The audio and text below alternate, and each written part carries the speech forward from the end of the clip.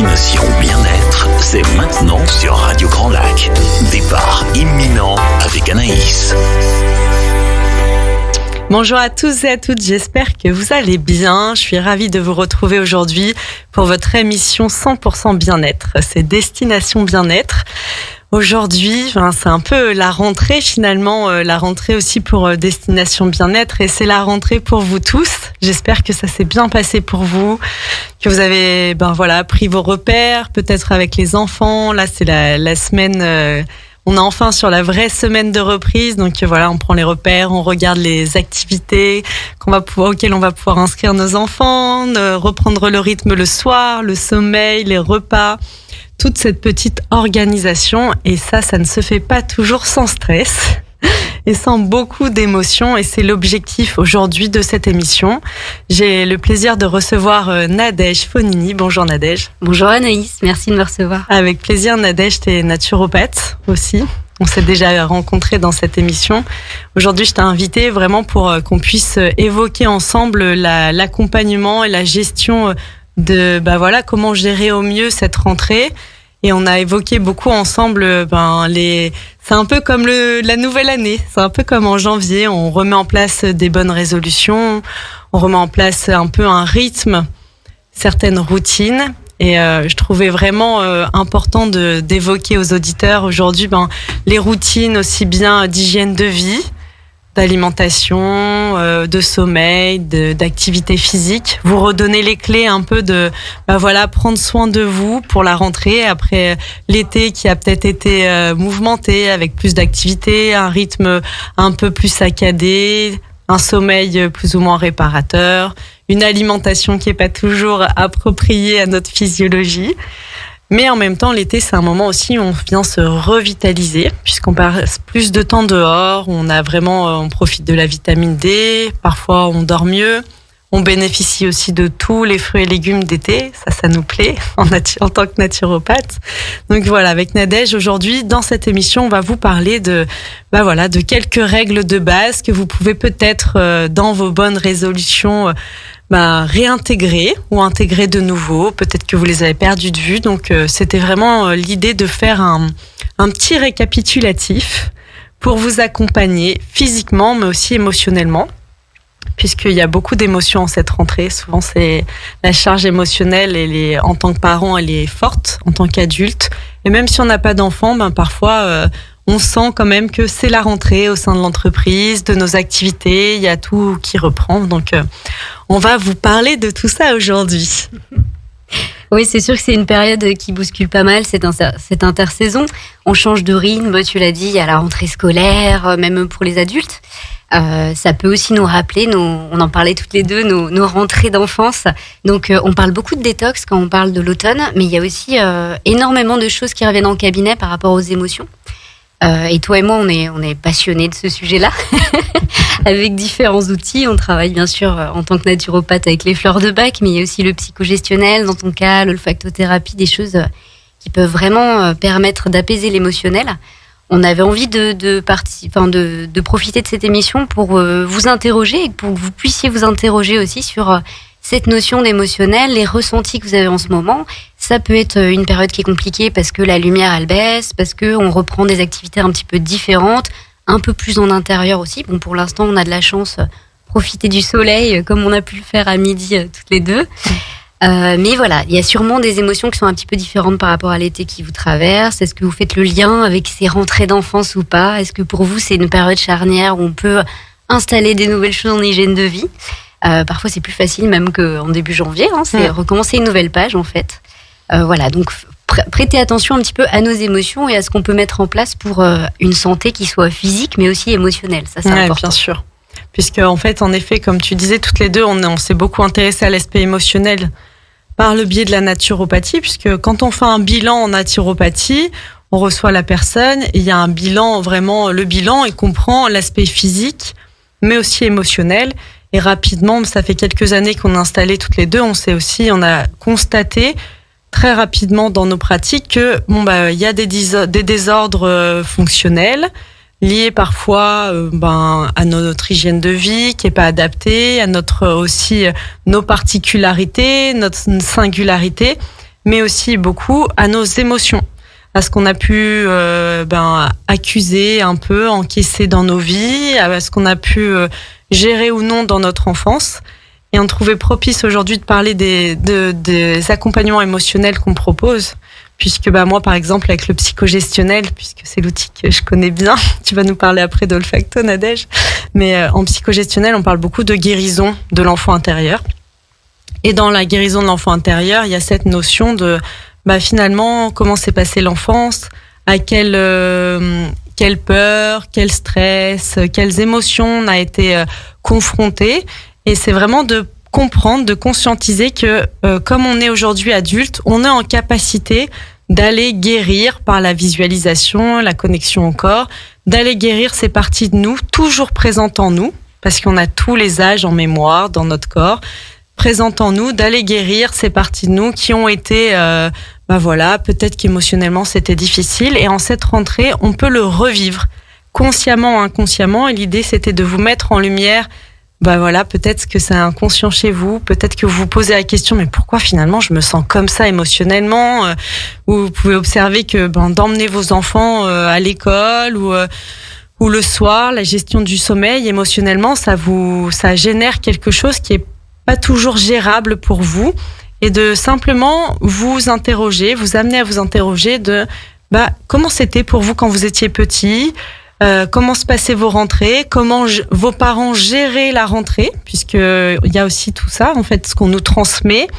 Est-ce qu'il y avait une notion de stress? Est-ce qu'il fallait se dépêcher le matin? Est-ce que vous aviez le temps? Est-ce que c'était à votre rythme? Est-ce que vous vous sentiez un peu à l'écart? Est-ce que vous sentiez que vous étiez accueilli complètement tel que vous étiez? Est-ce que c'était facile? Est-ce que l'école, c'était un lieu sécurisant pour vous, ou à l'inverse, c'était un lieu insécurisant? Il y a toutes ces questions, et parfois, au moment de la rentrée, moi je l'observe beaucoup auprès de ma clientèle, en effet. Là, il y a un afflux important au cabinet de personnes que j'accompagne depuis quelques temps, et là, on voit que la rentrée, il y a un état qui est pas comme le reste de l'année, un état de stress, un état émotionnel de grande fragilité chez certaines personnes, de grande sensibilité.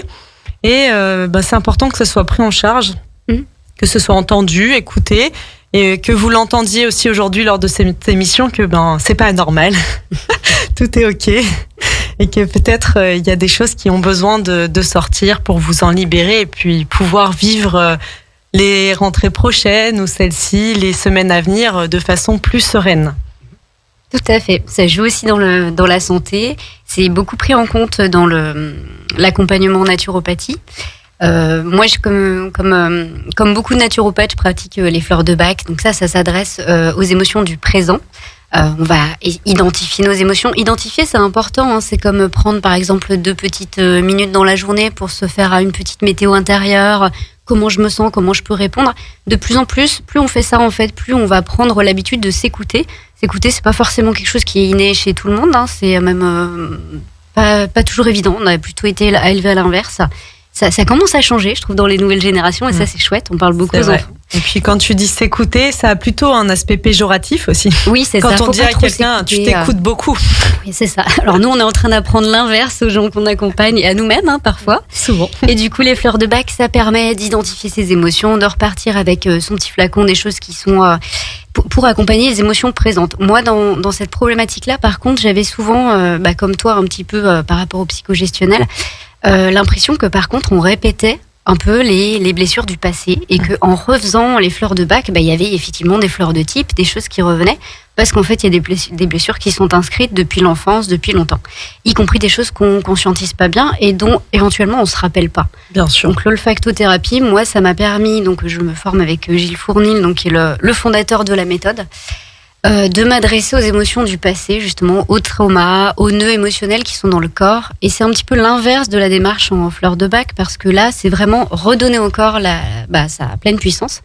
Lui demander un petit peu ce qui est bloqué. Parfois, on est étonné. Là, je reviens avec quelque chose. Ah tiens, je vais travailler ça avec vous en olfacto. Pas du tout. C'est complètement autre chose qui refait surface. C'est même parfois perturbant. Il faut être prêt à faire cette démarche-là. C'est un petit peu vouloir se débarrasser de nos béquilles émotionnelles.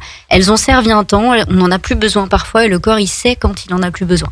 Donc voilà, avec les huiles essentielles, avec l'odeur, il n'y a pas de filtre, on va toucher directement les émotions, avec la qualité vibratoire énergétique des huiles, on va pouvoir un petit peu voyager dans ce sens-là et puis aller dénouer ce qui a été traumatique dans l'enfance, éventuellement, ou parfois un petit peu à d'autres moments.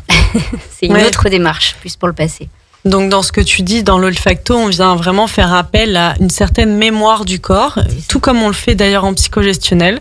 Comme tu l'as justement dit, il y a cette notion de même ce dont on n'a pas en mémoire, en tout cas consciemment, inconsciemment et surtout notre corps. Moi, je le travaille beaucoup comme ça. Dans la visualisation, il y a des ressentis physiques forts. Le psychogestionnel est une méthode qui incorpore complètement dans le voyage, dans la visualisation, le corps. Donc, il y a vraiment cette notion de réencodage au niveau du corps. Le corps, lui, la mémoire de tout. Il y a un super livre qui est écrit là-dessus, si ça vous intéresse, de Myriam Bruce, qui s'appelle « Votre corps a une mémoire ». Elle explique aussi comment il y a de nombreuses pathologies qui s'expriment quand on est plus âgé parfois, qui font simplement appel à des traumas, des mémoires, de notre expérience de vie, même intra-utérine, c'est très intéressant, de des chocs ou des choses qu'on a pu vivre, dont on ne se souvient pas, mais qui vont s'exprimer au travers du corps. Et donc en olfacto, un peu comme la Madeleine de Proust, on va aller grâce aux odeurs, aux huiles essentielles, tout ça, à ces préparations, on va aller réactiver ces mémoires.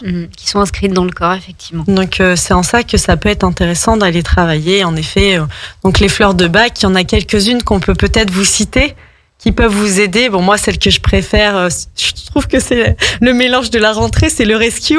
Ah le rescue, c'est le remède d'urgence. Et j'en profite. Ça, les gens connaissent quand même. Les gens connaissent. Alors, j'en profite pour refaire un petit point sur le rescue. Ça me semble important parce que tout à l'heure, en venant à la radio, j'ai eu une amie au téléphone et puis elle m'expliquait en fait son état émotionnel du moment. Elle me dit « Ah non, mais là, je te raconte pas ma consommation de rescue. » Faut savoir que dans le rescue, il y a du cognac. Oui, c'est ça. Donc, il faisait la petite blague de en fait, tu te fais une petite... un petit shoot de cognac au passage. C'est de l'alcoolisme déguisé. Ah, c'est ça. Le conseil naturel du jour. Mais c'était très intéressant de refaire le point sur le rescue, qui est une fleur de bac, un composé de fleurs de bac particulier. Et notamment particulier dans la façon dont vous allez le prendre. C'est-à-dire qu'une fleur de bac, dans les recommandations qui sont faites de façon générale, quand on travaille de façon lissée, sur en général 3 semaines, c'est ce qu'on recommande nous en tant que naturopathe dans la prise de fleurs de bac, vous allez faire 3 gouttes 3 fois par jour. En moyenne, c'est ça. Et le rescue, il est particulier puisque c'est un remède d'urgence. On peut l'utiliser de cette manière, mais on peut aussi, et là ça va très bien avec la rentrée, c'est un remède qu'on va utiliser différemment, c'est-à-dire que vous allez faire 3 gouttes, vous pouvez faire tous les 10 minutes, même tous les quarts d'heure, jusqu'à apaisement des émotions, jusqu'à un retour au calme. Et quand ça peut être, le matin, j'arrive au travail, émotionnellement, comme tu disais Nadège, la météo intérieure, c'est quoi ? Peut-être que j'ai le cœur qui bat un peu, je sens que ça tremble un peu à l'intérieur, j'ai peut-être un peu la tête qui tourne. Tout ça sont des signaux du corps, de notre état émotionnel. On parle beaucoup aussi des crises d'angoisse. C'est quelque chose qui revient beaucoup au cabinet. Et les premières fois qu'on fait une crise d'angoisse, on a franchement l'impression qu'on va mourir parfois. Oui, on se demande ce qui se passe, si c'est de l'asthme. Voilà, qu'est-ce qui se passe ? Mon corps est déréglé. Simplement, c'est une alerte du corps qui vient nous indiquer là il y a quelque chose à écouter au niveau émotionnel qui n'a pas été écouté et pris en charge plus tôt. Et dans cette notion, d'où l'intérêt de faire une petite météo intérieure régulièrement pour ne pas cumuler et prendre en charge au fur et à mesure les besoins, l'écoute. Parfois, comme je le disais ce midi à mon ami, mais en fait ce dont tu aurais besoin là, c'est simplement de quitter ton bureau, d'aller dehors et de faire juste ce qui te fait plaisir là maintenant. Peut-être c'est d'aller marcher, peut-être c'est d'aller faire du vélo, c'est aussi d'accueillir cet état émotionnel. Le corps, c'est un sacré messager. En reprenant l'habitude d'écouter ces messages-là, on arrive à combler nos besoins, à voir ce qui manque et comment on peut y répondre en fait. et ne pas arriver à l'état extrême, qui est la crise d'angoisse ou parfois même la dépression. Le burn-out ou des choses, parce qu'on n'a pas écouté avant. Il y a beaucoup en ce moment d'angoisse qui remonte au cabinet. Je sais que c'est quelque chose qui revient pas mal avec la rentrée, effectivement. Il y a une fleur de bac pour la rumination. Il y en a pas mal en ce moment pour la cogitation, qui est White Chestnut, qui est intéressante aussi, qu'on peut citer.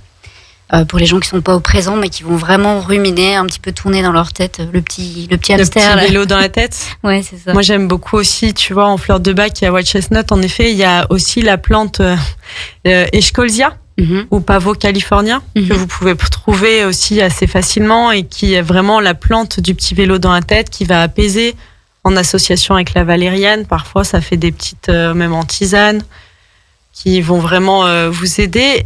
Dans les fleurs de bac aussi, il y en a une, je trouve, qui va bien, enfin deux précisément, qui vont bien avec la rentrée. C'est Aspen, pour les peurs inconnues. Ça peut être intéressant aussi pour les enfants. Par exemple, l'entrée au collège, dans une nouvelle classe, un nouvel établissement.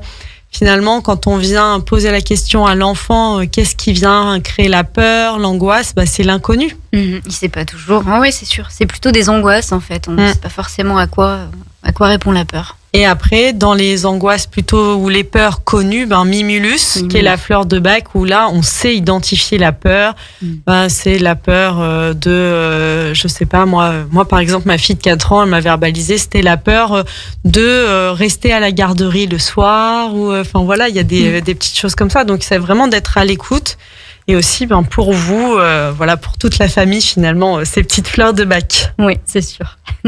Donc, concernant l'hygiène de vie, maintenant, ça, c'est la partie qui nous plaît aussi beaucoup en naturo. On a vraiment mis l'accent là sur la partie émotionnelle. On va vous parler aussi de la partie physique. Là, la rentrée, ça peut être vraiment de remettre en place une activité physique régulière, une activité qui vous correspond, mais aussi de remettre en place des règles d'hygiène de vie simples. C'est le bon moment, là, de reprendre les bonnes habitudes, finalement. Voilà. Par rapport à l'activité physique, c'est vrai qu'il vaut mieux se tourner vers une activité qui nous plaît. On parlait de détox à l'automne. D'ailleurs, j'en profite pour faire une petite aparté. On en parlait, toi et moi, hier. La détox sauvage, c'est pas forcément recommandé en naturopathie. Il vaut mieux être accompagné, parce qu'on parle beaucoup de détox, mais ça implique plein de choses derrière, et notamment le naturopathe, il va évaluer votre vitalité, votre capacité à le faire à ce moment-là, quels organes ont besoin d'être nettoyés. C'est pas forcément à banaliser. Mais du coup, des règles toutes simples pour favoriser la détox, ça peut être l'hygiène de vie et l'activité physique notamment, qui va s'adresser à tous les émonctoires, donc tous nos organes filtres, qui va réguler le souffle, le système nerveux, donc ça apaise le stress en passant. Et puis ça permet aussi de se remettre dans une activité avec un environnement qui nous plaît, une activité qui nous plaît. Une petite décharge finalement à la fin de la journée, un petit temps à soi, quoi. Dans les organes filtres, parce que on parle dans notre jargon, on se comprend bien, mais pour que ce soit entendable pour tous, dans les organes filtres, donc on entend foie, rein, intestin, la sphère pulmonaire aussi, qui est importante, qui fait partie de ce que nous on appelle les émonctoires. C'est un peu les portes de sortie de l'organisme. La peau notamment, la aussi, peau qui prend le relais quand on se met à avoir beaucoup d'acné d'un coup, des choses très important. C'est pas banalisé non plus. D'où l'importance parfois du sauna, du hammam, de transpirer. C'est la surface d'échange la plus importante, la peau. Voilà, il y a vraiment, c'est une grande porte de sortie. Et je me permets aussi d'ajouter quelque chose. Tu parlais de la détox. Dans la détox aussi, gardez en tête que naturellement, notre corps sait se détoxifier. Il sait faire. Si et seulement si, il a suffisamment d'énergie disponible. Et c'est aussi ça notre travail de naturopathe, c'est-à-dire on n'est pas tous égaux. Donc déjà, c'est quoi notre capital un peu à la naissance, avec quelle énergie vitale on est arrivé. On n'a pas tous la même énergie vitale. Et les forces, nos forces, nos faiblesses. Et du coup, le naturopathe, il va évaluer aussi, là, maintenant, au moment où vous arrivez dans son cabinet, où vous en êtes. C'est quoi votre niveau de fatigue? C'est quoi votre niveau de stress? Où en est votre vitalité? Et tout ça, ça va donner les indicateurs de est-ce que aujourd'hui vous êtes en capacité physique, même émotionnelle, très important aussi, d'entamer une cure de détox où on parle beaucoup de jeûne et tout. Alors oui, c'est des pratiques très très bénéfiques pour la santé quand elles sont bien prises en charge, quand elles sont bien préparées et surtout quand on a la vitalité. Parce que si on est dans l'épuisement physique et émotionnel, c'est pas super la forme. Bah, ça peut être des techniques hyper difficiles et qui ont un impact aussi parfois dévastateur. Donc je pense que c'est important de parler de ça aujourd'hui. C'est aussi pour ça que ces pratiques, elles sont parfois très plébiscitées et en même temps très critiquées. Donc c'est l'ambivalence de toutes ces pratiques, c'est que c'est pas pour tout le monde à tous les moments. Il vaut mieux que ce soit encadré. Effectivement, la vitalité, elle est importante parce qu'en fait, quand on met en place une cure de détox, tu le disais tout à l'heure, les émonctoires, donc nos organes, ils sont capables de se nettoyer naturellement, mais bon, parfois, ça s'encrasse un petit peu. Donc ça, le naturopathe, il va évaluer, mais éventuellement, à ce moment-là, on peut faire une crise curative, donc qui est normale. On va avoir des urines plus chargées, des selles, éventuellement des maux de tête, on va sortir plus de boutons. Ça, il faut être en capacité de le recevoir, ça, donc d'avoir la vitalité nécessaire. Et c'est vrai que c'est mieux si un professionnel peut évaluer ça avant, quoi. Oui, bien sûr. Donc vraiment, là, d'où l'intérêt de l'hygiène de vie. Donc c'est ce dont on va parler tout de suite après cette pause. On va faire une courte pause musicale et on va vous parler justement de comment prendre soin de votre vitalité, comment redonner de l'énergie à votre corps pour que naturellement aussi, il se remette en mouvement, il sache évacuer les déchets dont il n'a pas besoin, que vous ayez, pourquoi pas un sommeil aussi qui soit plus réparateur. En ce moment, on parle beaucoup, moi j'ai beaucoup de personnes qui me parlent de sommeil agité, de rêve. Il faut savoir que les nuits agitées, les rêves, c'est très lié au foie. Là, on rentre de nouveau dans une période propice au nettoyage du foie. Donc, tout ça, vraiment, est interconnecté. Donc, comment on peut mettre en place des choses simples? Vous allez voir, vraiment, on va revenir sur les basiques de l'hygiène de vie pour vous redonner les clés. Et c'est toutes ces petites choses qui vont assembler, vous permettre de retrouver de la vitalité, de la sérénité aussi. Parce que quand on est en forme, il y a la sérénité qui s'installe. Quand on dort mieux, quand on gère mieux ses émotions. Tout est lié, donc restez à l'écoute. Je vous dis à tout de suite sur Radio Grand Lac. Destination Bien-être, l'émission qui prend soin de vous avec Aix-les-Bains, Riviera des Alpes. Destination Bien-être, c'est maintenant sur Radio Grand Lac. Départ imminent avec Anaïs. Merci de toujours être à l'écoute sur Radio Grand Lac. Aujourd'hui, j'ai le plaisir de recevoir Nadège Fonini, qui est naturopathe et olfactothérapeute. Et nous avions à cœur pour cette rentrée de vous parler de naturopathie, d'accompagnement, d'hygiène de vie, d'hygiène vitale. Et bien sûr, on parlait beaucoup en début d'émission de tout l'aspect émotionnel. Si vraiment vous arrivez et que vous n'avez pas pu nous écouter en début d'émission, n'hésitez pas à réécouter le replay sur notre chaîne YouTube, parce que on a vraiment balayé tout le côté émotionnel dans cette rentrée, ce qui peut se passer pour vous, ce qui peut y avoir comme accompagnement émotionnel, olfactif, et encore, bien sûr, nous on parle de nos pratiques. Et il y en a beaucoup d'autres. Il y a beaucoup d'autres outils qui sont à votre disposition, beaucoup d'autres thérapeutes, mais juste de se poser les questions. Et en effet, il y a aussi, on glisse tout doucement vers le solstice d'hiver. Là, on va bientôt arriver fin septembre, entre l'équilibre entre le jour et la nuit, donc une baisse de luminosité. Oui, moi j'avais envie de dire un petit mot là-dessus. C'est un sujet qui me tient à cœur et dont je parle beaucoup en cabinet. On parlait des émotions tout à l'heure, mais il n'est pas anormal, surtout si on est quelqu'un de sensible à ce genre de choses, d'avoir un sommeil en ce moment qui est perturbé, d'avoir un rythme qui se dérégule un petit peu, les émotions un petit peu plus fortes à l'automne. Tout simplement parce que la lumière, elle est en train de baisser. Si on se connecte vraiment à la nature, on voit que depuis, d'ailleurs en médecine chinoise, à partir de mi-août, c'est déjà l'automne. Ouais, si on est vraiment connecté, si on sortait des dates du calendrier qu'on a chez nous, effectivement, la nature, pour elle, elle est déjà en automne. Bon, après, c'est un petit peu différent cette année où nos forêts ressemblaient à l'automne depuis cet été avec la chaleur. Mais effectivement, cette baisse de lumière, elle peut impacter votre cycle circadien, donc qui agit sur le rythme du sommeil, vos émotions, solution, effectivement, ça peut apporter un petit peu d'angoisse chez certaines personnes. Moi, je vous conseille de vous équiper. On regrette jamais d'acheter une lampe de luminothérapie. On n'est pas obligé d'y mettre non plus des 1000 et des 100. On trouve des choses très bien à moins de 100 €, 70 à peu près. J'avais trouvé la mienne en pharmacie, une Boirer toute bête. Je sais pas si j'ai le droit de citer des marques, c'est trop tard. Mais effectivement, ça agit aussi contre la dépression saisonnière et puis pour réguler le cycle circadien. Donc, ce genre de lampe, mon petit conseil, c'est pour que ce soit vraiment efficace, l'utiliser le matin, surtout le matin.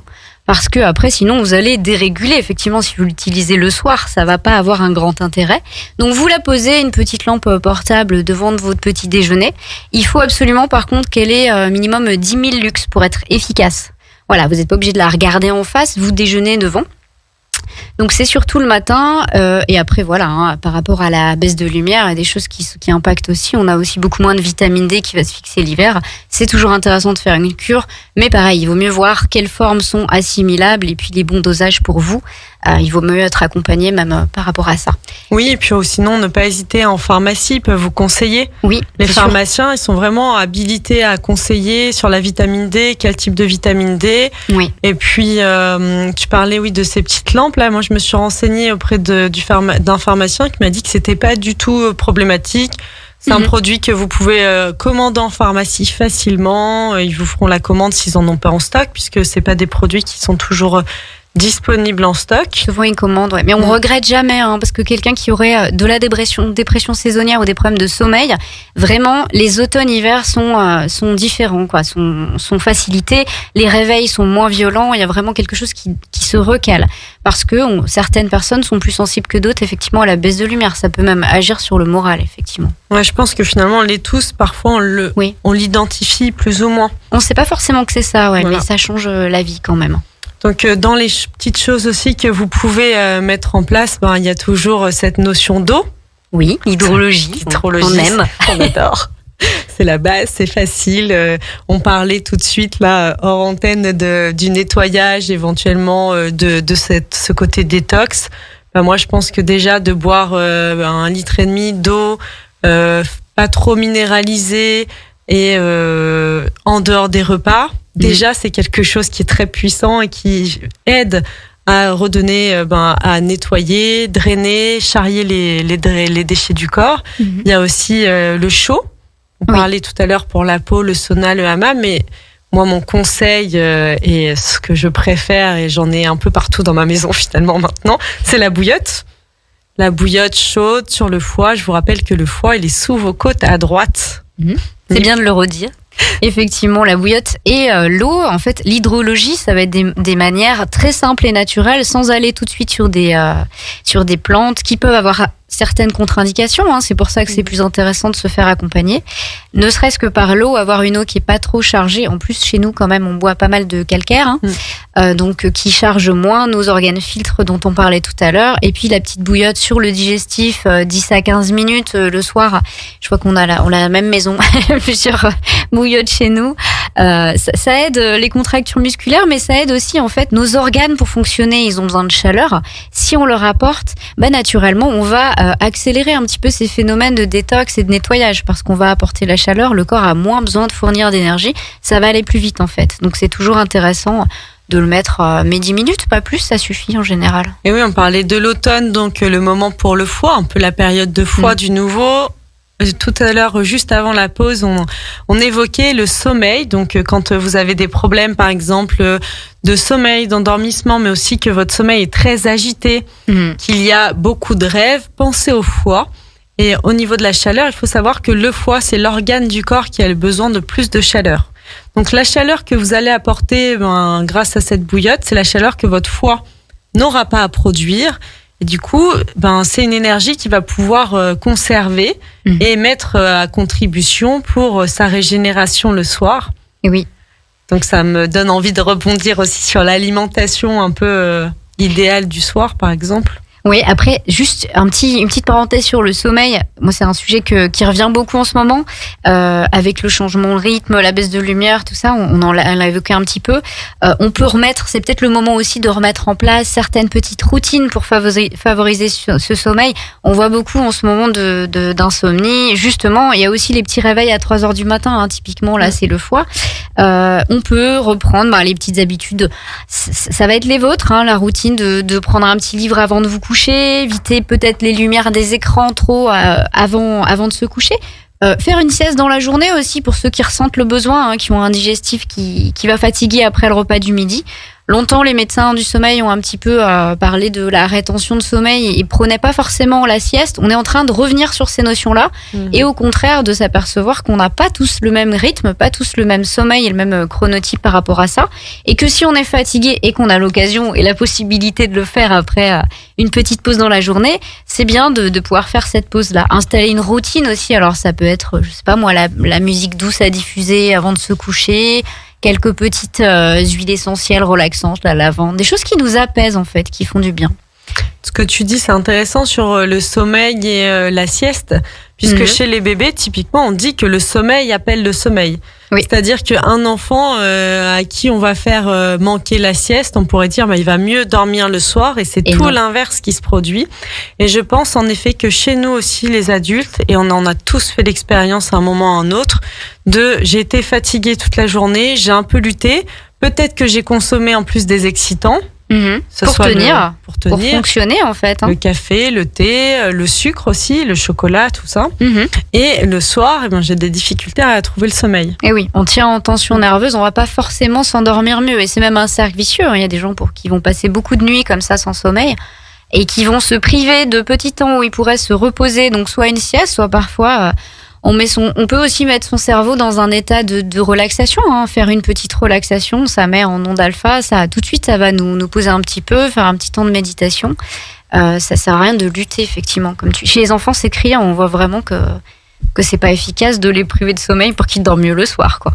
Et après aussi, donc, de redire à quel point, et je crois, Nadège, que toi, personnellement, t'en as fait l'expérience aussi, quand il y a des problèmes de sommeil qui sont installés, que c'est quelque chose qui dure depuis longtemps, que c'est pas juste quelque chose de passager, qu'on peut réguler avec une routine ou en mettant quelque chose en hygiène de vie, à aller chercher, donc ça, on aime beaucoup en naturopathie, la cause de la cause de la cause. Quelle est la cause? Et peut-être que c'est intéressant d'aller regarder dans votre histoire, au niveau émotionnel, de vous faire accompagner, voilà, à quel moment ce sommeil il a été perturbé, déréglé, ou quelle information a pu être finalement engrammée dans le corps. Tout à fait. Oui, c'est vrai que quand on a tout mis en place, quand on a fait tout ce qu'il fallait, qu'on a mis en place tous les petits conseils de manger moins le soir, voilà, on le verra un petit peu en nutrition, tout ça. Ça sert à rien de culpabiliser. En fait, on a mis tout ce qu'il fallait en place. Souvent, c'est qu'il y a un traumatisme ou quelque chose qui est ancré. T'en parlais, donc je me permets de glisser un petit mot. Moi, j'étais une grande insomniaque et effectivement, j'ai pu réguler ces problématiques-là. Je vous dis pas que ça m'arrive pas du tout d'avoir des insomnies, mais effectivement, j'avais ce problème-là depuis l'enfance. Donc, quand on l'a depuis l'enfance, on peut faire un lien à la naissance. C'est des choses qui sont inconscientes. Quand on n'a pas de souvenirs traumatiques, c'est intéressant d'aller travailler sur des techniques comme on peut proposer en accompagnement psycho-émotionnel, parce que comme on disait tout à l'heure, en psychogestionnel, en olfactothérapie, on va aller s'adresser au corps et c'est lui qui va dénouer ces nœuds-là. Donc moi, personnellement, ça s'est fait grâce à l'olfactothérapie sur des mémoires de naissance. Il ne faut pas banaliser le fait que ça peut être traumatique ou il peut y avoir des choses de ce côté-là. Ça peut vraiment aider d'aller creuser du côté émotionnel pour ces problématiques-là. Dans les techniques aussi qui sont intéressantes à aller regarder quand il y a des problèmes de sommeil qui font appel au corps, il y a la kinésiologie, qui est un outil aussi que moi, personnellement, m'a beaucoup aidé aussi. On passe par le corps et une nouvelle fois, on interroge le corps et pas le mental. Oui. De quelle est la problématique. Et c'est aussi un outil qui va aller chercher une méthode, la kinésiologie, qui va aller chercher la cause de la cause de la cause. Enfin, on est vraiment dans cette démarche de tout a une raison. L'humain, il est beaucoup dans le mental, en fait. Mais le mental, il protège nos affects douloureux. Ça va être... on a des béquilles émotionnelles qui sont valables un temps. Il faut surtout pas... Nous, on se permet pas dans nos pratiques de les faire tomber. Si la personne, ça lui sert encore. Effectivement, il y a des choses qu'on va mettre en place dans notre vie face à des traumatismes. On fait surtout comme on peut.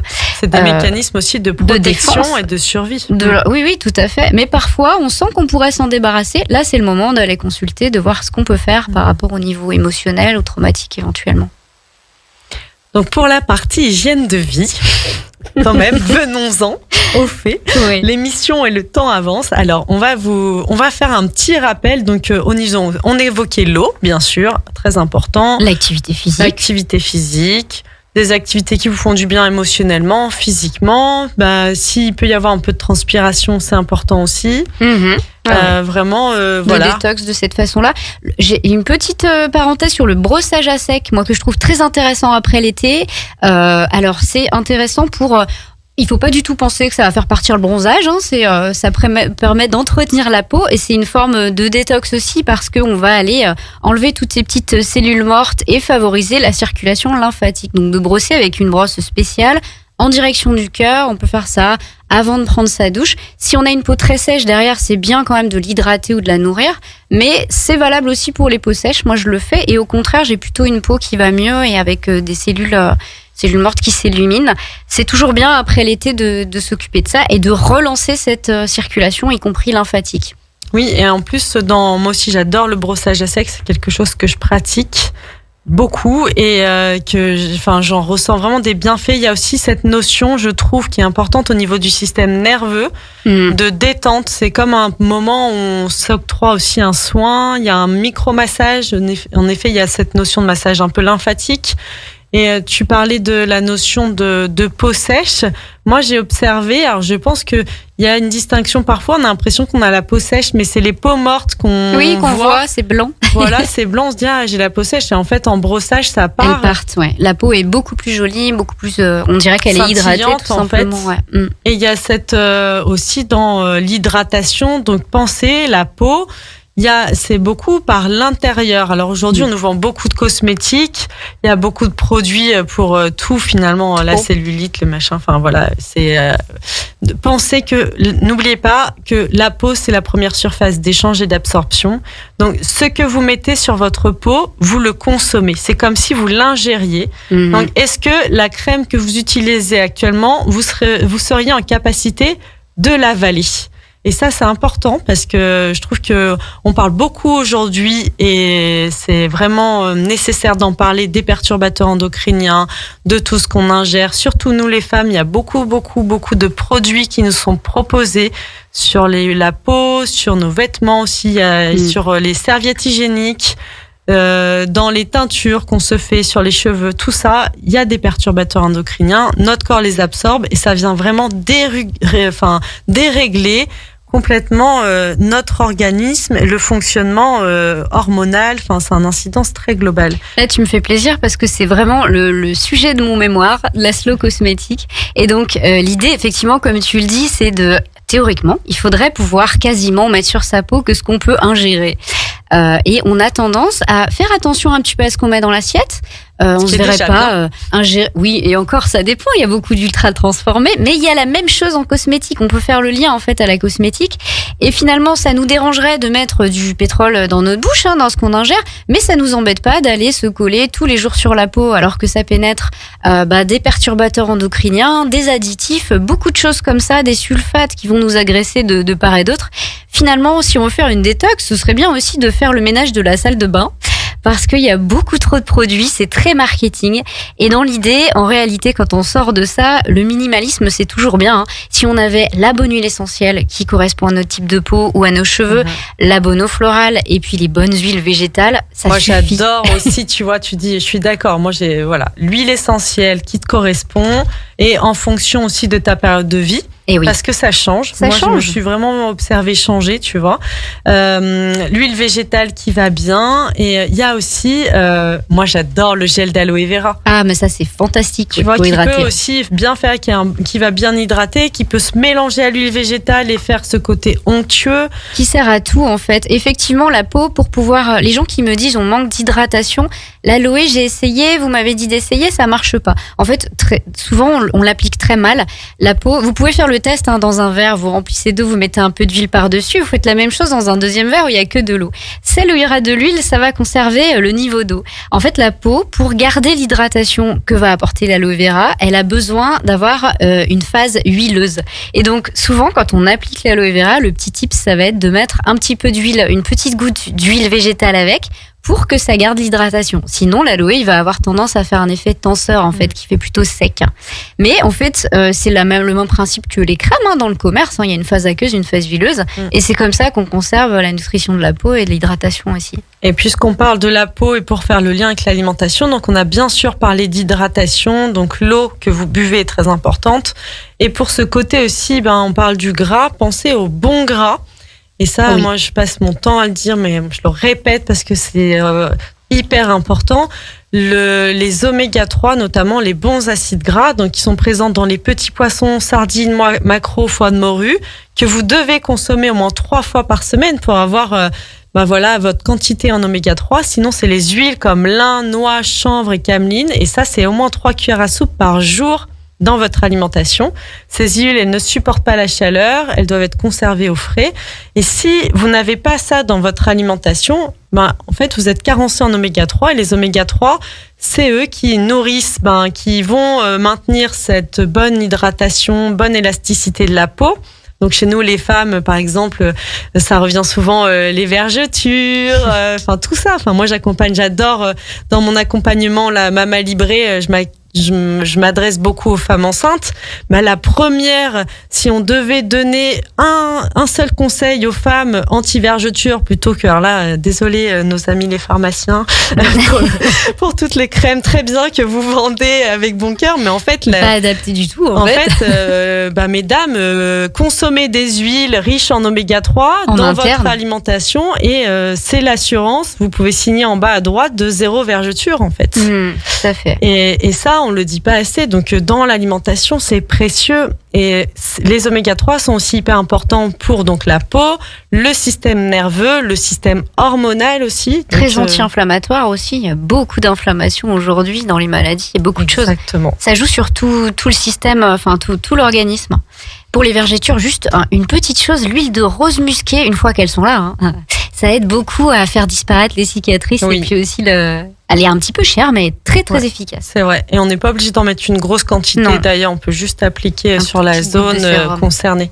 Ouais. Mais voilà, donc les oméga 3, en effet, comme tu disais, très anti-inflammatoire. Il y a aussi l'aspect au niveau protection du système cardiovasculaire. Ça, c'est important. Oui. Et système nerveux. Et juste pour le système hormonal, parce que j'en profite, je suis obligée, parce que là, ça me fait penser au côté du cycle féminin. Mesdames, si vous nous écoutez, sachez que ce n'est pas physiologique ni d'avoir des règles. Tout symptôme menstruel, prémenstruel, lié à la ménopause n'est pas physiologique. C'est pas normal. On n'est pas obligé de s'habituer à ça et c'est pas une fatalité. Ça peut se régler avec un travail en naturopathie d'ailleurs. Mais ça peut se régler via l'alimentation. C'est pas normal. C'est que c'est lié à des carences, qu'il y a des choses dans votre alimentation dont vous manquez. Et en fait, merci ces symptômes, mais il faut qu'ils soient entendus. Là, j'ai encore eu le cas. Ce sont des symptômes, quoi. Ce sont des symptômes. On le dit pas assez, et d'ailleurs, j'ai encore entendu une jeune fille là qui est venue en consultation avec sa maman, qui a 14 ans et je lui dis, sinon, est-ce que tu es réglée? Est-ce qu'il y a des douleurs? Elle venait pour de l'acné. Elle me dit, oui, j'ai mes règles. Et je lui dis, il y a des douleurs? Et en fait, elle me dit, non. Et là, sa maman me dit, non, elle prend du Doliprane et du Spasson et ça va très bien. D'accord. Oui, mais ce sont des symptômes qu'on étouffe, quoi. Ça va pas très bien. Ça veut dire que oui, il y a des symptômes et ils sont pas écoutés. Donc, ça veut pas dire qu'on doit pas prendre de médicaments quand il y a une douleur.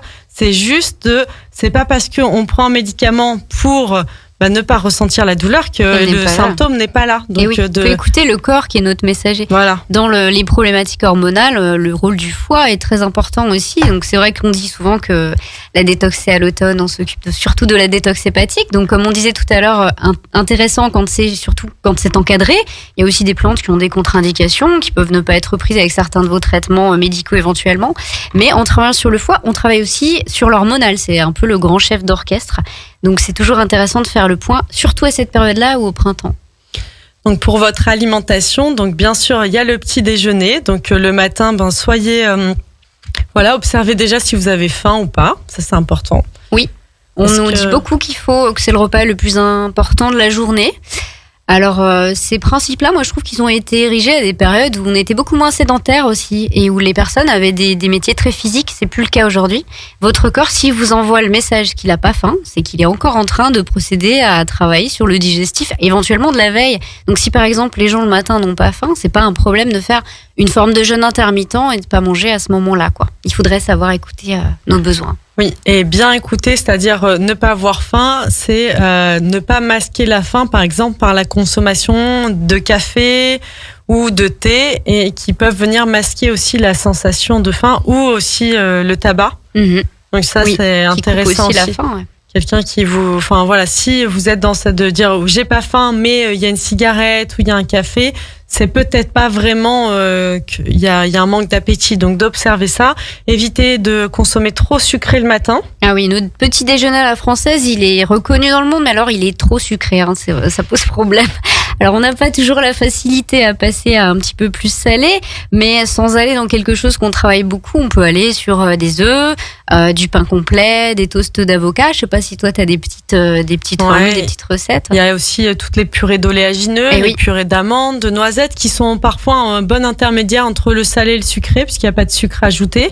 Et c'est des bonnes graisses en plus. C'est des bonnes graisses, et ça peut être mis sur un pain semi-complet, ça peut être des fruits secs, éventuellement peuvent être ajoutés dans votre petit déjeuner. Moi, j'adore aussi conseiller le granola maison, à la limite, où vous ajoutez pas de sucre. Le miam aux fruits aussi, qui est un super petit déjeuner. Ah oui, c'est les bons apports en plus, quoi. Parce que dans le miam aux fruits, donc n'hésitez pas, il y a les recettes, vous trouvez facilement les recettes du miam aux fruits sur Internet. Et il y a vraiment les bons acides gras qui sont apportés, et c'est pas de sucre raffiné, donc ça vous donne la vitalité, l'énergie pour le matin, et surtout ça évite le coup de pompe qu'on peut avoir en fin de matinée. Si vous sentez qu'il y a une baisse d'énergie, que vous avez besoin de manger en fin de matinée, pourquoi pas même un peu la tête qui tourne, la nausée et tout, souvent c'est très lié à l'apport en sucre qui a été fait le matin. Donc il y a une baisse de la glycémie en fin de matinée, et là on se sent pas super bien, quoi.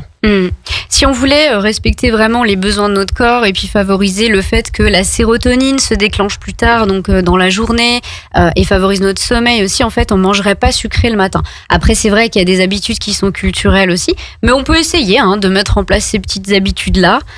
Ça peut être intéressant. Et puis le miam aux fruits, en plus d'être intéressant au niveau apport, c'est savoureux, donc ça vaut le coup d'être testé quand même. Complètement. Et ça peut être aussi, comme je suis d'accord avec toi sur le côté d'essayer. De tester, parce que moi, par exemple, dans mon expérience personnelle, ce qui a fait que j'ai maintenu certains changements dans mon alimentation, c'est l'observation des effets que ça a eu sur mon niveau d'énergie pour la journée. C'est ça qui a fait que je me suis dit, est-ce qu'il y a un coup de pompe? Est-ce que je me sens super en vitalité? Comment je me sens derrière? C'est ça. Quoi. J'ai pas envie de faire chemin arrière. Typiquement, c'est pour passer au repas du midi. Donc c'est le repas où vous pouvez consommer des protéines animales. Pensez à une petite tentée de crudité. Pensez aux bonnes huiles sur vos crudités. Si vous mangez pas de protéines animales, donc les légumineuses, les œufs, il y a plein de protéines. Par contre, il faut avoir des protéines. Moi, je me retrouve beaucoup confrontée avec des gens qui se lancent dans des régimes vegan par éthique pour plein de raisons. C'est très bien, il n'y a pas de souci. Simplement, il faut que vous ayez un apport en protéines. Et souvent, les gens qui se lancent un petit peu, on va dire, sans connaissance nutritionnelle, on aboutit à des carences. Et t'es face à ça aussi, parce que on va avoir un apport qui manque tous les jours, et remonter la carence, c'est compliqué. Donc il vaut mieux essayer d'avoir une assiette équilibrée. Oui, c'est pas parce qu'on devient végétarien qu'on se met à manger que des pâtes et du riz. Ah non. Donc c'est vraiment de penser à protéines. Il y a la protéine végétale. Et d'ailleurs, j'en profite pour protéines végétales. C'est pas forcément que le tofu, le soja et tout. C'est aussi très simplement. Et d'ailleurs, je trouve quand on voyage, que ce soit en Asie ou en Amérique du Sud, c'est l'association basique de céréales et légumineuses, donc le riz, haricots rouges, le riz lentilles, tous ces plats-là, et par association céréales légumineuses, vous allez vous retrouver avec de la protéine végétale. Donc éviter les carences et donc en effet pour ceux qui ne seront pas végans mais juste végétariens, les œufs c'est un super aliment. Évitez de cuire trop le jaune, maintenez le jaune pour pas trop moi la cuisson pour moi c'est quelque chose d'important. Si vous achetez des œufs bio et tout, maintenez ce jaune qui est plein de tous les bons acides aminés. Et de pas trop le cuire pour pas le détériorer. Donc, c'est vrai que l'œuf, en fait, les protéines, elles sont composées d'acides aminés. C'est les petites briques qui vont constituer un petit peu notre organisme. Si on doit schématiser, l'œuf, il a tous les acides aminés à l'intérieur. Et quand tu parlais de céréales légumineuses, on n'a pas beaucoup finalement en France, c'est vrai, de plats traditionnels qui sont comme ça, mais ça se fait beaucoup à l'étranger. Et les plats aujourd'hui végétariens, ils vont beaucoup être céréales légumineuses, mais il y a une raison nutritionnelle, c'est qu'il va manquer un des acides aminés dans la céréale et un des acides aminés dans la légumineuse. Et en associant les deux, on va avoir tout le pool des acides aminés qui va s'assimiler correctement. Mais il les faut, les protéines, elles sont importantes. Il les faut. Donc donc pensez à ces associations. Dans le midi, soyez vigilants. Moi, je le redis et observez aussi sur ce que vous consommez à la fin du repas. Le dessert, sachez juste que l'estomac, il fait pas machine à laver et que au niveau digestif, c'est vraiment des couches qui viennent se mettre. Et quand on mange du sucré à la fin du repas, cet aliment sucré, donc la bonne tarte aux pommes de mamie ou le yaourt, la danette au chocolat, là, elle vient se mettre en dernier et le sucre va fermenter. Et ça va créer des désordres au niveau digestif, au niveau de l'assimilation, après au niveau du tube digestif. Et c'est s'assurer des ballonnements et le coup de pompe de l'après-midi, quoi. Donc c'est ça qui va faire que vous allez avoir des difficultés à digérer, ça va ralentir la digestion et que vous allez vraiment avoir cette sensation à la fin du repas de ballonnement, de gaz, d'envie de dormir lourdeur. Aussi. Oui, c'est ça. En fait, on peut tout simplement tester. Le mieux, c'est de pas nous croire, c'est d'essayer, de toute façon. Donc les problèmes les gens qui ont des digestifs fragiles, tout de suite, vous allez voir la différence. Si vous prenez votre fruit, le fruit, normalement, il est assimilé très vite en 20 minutes. Vous le prenez sur un estomac vide, il n'y a pas de souci, il passe très bien. Par contre, s'il tombe sur le bol alimentaire que vous venez de manger, pour les gens qui vont avoir des digestifs fragiles, il y en a, ça pose pas forcément de problème. Ça va fermenter, ça va créer des inflammations et ça va être problématique parce qu'on a cet apport de sucre qui tombe sur le reste. Donc le fruit, comment on fait ? On peut, si on veut vraiment cette petite note sucrée, on peut le prendre cuit, c'est-à-dire la compote, c'est OK. Ça va pas créer cette fermentation-là, ou alors le prendre hors repas, prendre cette habitude-là. Mais vraiment essayer, et pour ceux qui ont facilement ce genre de lourdeur intestinale, de gaz, de ballonnement, enfin cette gêne-là, vous allez voir que si vous prenez plus ce fruit en fin de repas, en voulant bien faire en plus, parce que c'est bon le fructose comme forme de sucre, effectivement vous vous sentirez plus léger et mieux derrière, quoi. Et n'hésitez pas à le mettre en début de repas. Oui. Moi, je trouve que je le fais très facilement, même avec mes enfants. Je cuisine et c'est leur entrée. En fait, là, il y avait les pêches et tout. Donc, il y a une assiette de fruits qui est posée sur la table. Ça fait office d'entrée. Ils grignotent dedans. Et quand même, le fruit est consommé parce que comme tu le disais avec toi, c'est un super aliment. Enfin, les fruits, c'est hyper important dans notre alimentation. Mais juste d'observer à quel moment on le place. Et s'il est en début de repas, il posera pas de problème. Ou pour le goûter à un autre moment. C'est une histoire d'habitude, en fait. Mais finalement, les habitudes alimentaires, elles ont autant d'importance que ce qu'on met dans notre assiette. Le fait de manger en conscience, d'identifier ses besoins, les portions dont on a besoin, donc aussi de mastiquer, de prendre le temps de laisser arriver cette satiété au lieu de par exemple, quand on mange pas du tout en conscience devant un écran, on va avoir tendance à surmanger. Parfois, les gens sont même incapables de me dire ce qu'ils ont mangé le midi. C'est un petit peu comme si on n'était pas tout à fait là. Mieux assimiler, manger en conscience, ça facilite aussi le reste de la digestion. C'est pour les personnes qui ont des problèmes digestifs, les habitudes alimentaires, elles sont très importantes. Et d'ailleurs, dans le côté enzymatique, il faut savoir qu'au niveau de les glucides, donc le sucre, il est prédigéré uniquement dans la bouche. Après, le reste de votre système digestif n'a pas le matériel. Et quand il y a des ballonnements et des gaz, souvent, c'est que la mastication, elle n'a pas été bien faite. Et c'est une problématique qui revient beaucoup chez les femmes. On est tout le temps à faire 1 milliard de choses à la fois. Donc, on a des difficultés à vraiment être présente, à manger en conscience. Et moi, j'ai aussi beaucoup observé, et j'en ai parlé souvent avec des sages-femmes qui elles-mêmes l'ont observé dans l'alimentation chez la femme, Et ça relie aussi avec, on parlait du stress. Souvent, le stress, on pense au magnésium. Souvent, quand les femmes se remettent à bien mastiquer, elles n'ont plus de carence en magnésium. Et non, c'est assimilé. Donc, elles assimilent. Donc, pensez aussi qu'il y a tout. Alors, bien sûr, parfois, les compléments alimentaires peuvent aider. Ça nous fait gagner du temps. Mais dans votre assiette, il y a déjà tout.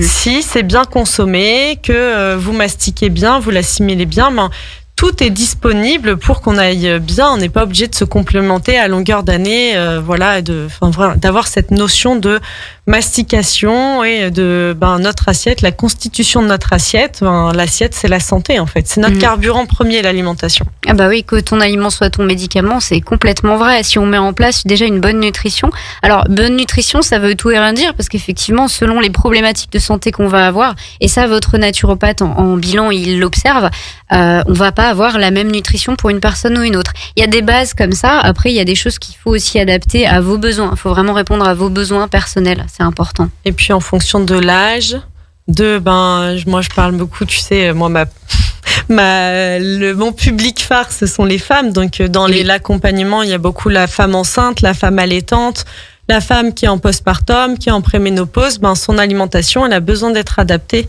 Ses besoins ne sont pas les mêmes, et donc là, on va vraiment on va adapter l'alimentation.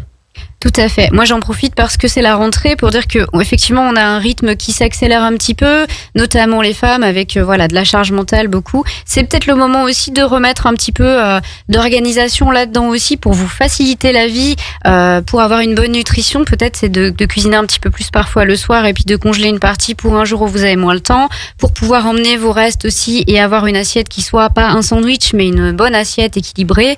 Voilà, vous facilitez la vie en fait. C'est le moment de remettre ça en place pour vous faire du bien. Merci Nadège. On va clôturer cette émission. Ça y est, on a presque fini et on a encore 1 milliard de choses à vous dire, bien sûr. Mais on refera... On peut pas tout dire. Non, on peut pas tout dire en une petite heure. On vous refera, bien sûr, le point, peut-être cet automne pour, appréhender l'hiver cette fois. Et juste pour terminer, veiller au soir aussi, on l'a pas trop évoqué, mais allégez vos assiettes du soir, surtout évitez les protéines animales. Rappelez-vous que la nuit, le foie se régénère. Si vous consommez des protéines animales ou même de l'alcool aussi, c'est important de l'avoir en tête. Et au lieu de se régénérer, le foie va travailler. Et du coup, vous allez moins bien dormir. Donc, c'est un cercle vicieux aussi dans la fatigue. Donc, voilà. Toutes ces informations, j'espère que vous en ferez bon usage, que tout ce qu'on vous a partagé vous servira. Alors surtout pas de stress. L'idée c'est pas de tout appliquer là demain. C'est de vous donner des clés. N'hésitez pas à nous réécouter encore et encore. On est à votre disposition aussi si vous avez des questions. Si vous souhaitez en savoir plus, n'hésitez pas à nous retrouver sur nos réseaux sociaux. Donc Nadège, toi c'est naturocoach.fr et moi Anaïs Rouanard, naturopathe. Allez sur nos sites, n'hésitez pas à vous renseigner. On trouve plein d'informations aussi aujourd'hui sur Internet, sur les blogs, Moi, j'aime beaucoup aussi le compte, par exemple, de Marion Kaplan. Oui. Parce qu'elle parle beaucoup d'alimentation vivante et de mode de cuisson, notamment à la vapeur. J'adore son outil, le Vitaliseur. Ça fait déjà 9 ans que j'utilise le Vitaliseur. Je le recommande vraiment. C'est un super appareil. Donc, voilà. N'hésitez pas, on est à l'écoute pour vos questions. Prenez soin de vous. Bonne semaine de rentrée. Et moi, je vous dis à dans 15 jours. On prendra aussi soin de vous. Et cette fois, on parlera beaucoup d'activité physique. Puisque mes invités, ils seront 2, nous parlerons de pilates. Voilà, je vous souhaite une très belle fin de journée. N'hésitez pas à écouter ce soir, c'est la parenthèse parentale à 17h avec Isabelle Pierce. Et à 14h30, l'aéroport. Voilà, vous avez toute les informations. Je vous souhaite une belle après-midi et je vous dis à dans 15 jours.